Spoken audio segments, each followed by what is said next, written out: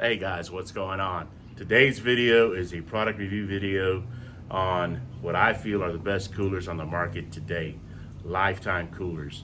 Got the 77 quart and the 65 quart. Gonna do a quick little walk around, show you what they're made of, show you how they work. They're coolers, right? But more than that, trust me, if you don't have one, you're gonna want one, get one, trust me. All right, like I always say, stick around.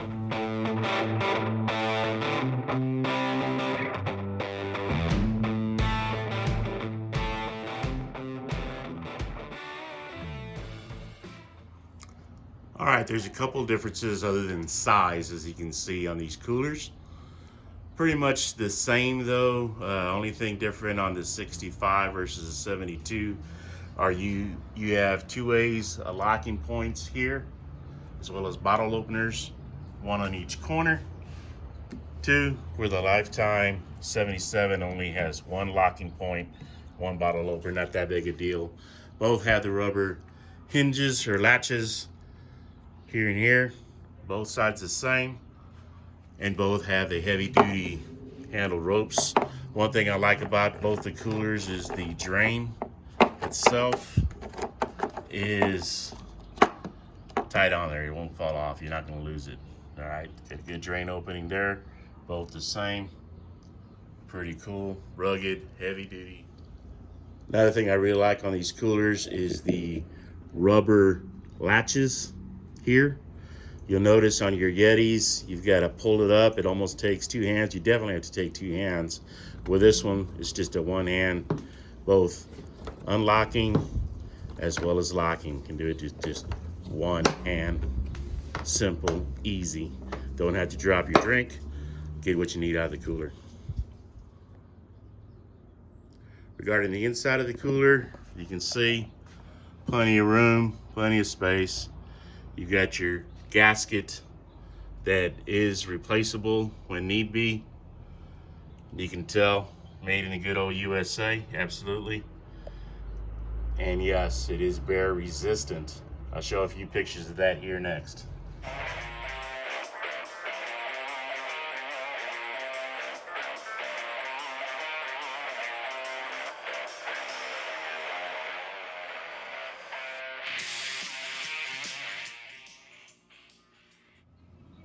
Another thing I want to point out is the gasket on your lid. To get maximum life on that gasket, to keep it from straining or warping, what have you, when you store your cooler, you can either store it in this position or store it like that. Just one latch on there or both latches on there, but don't shut it.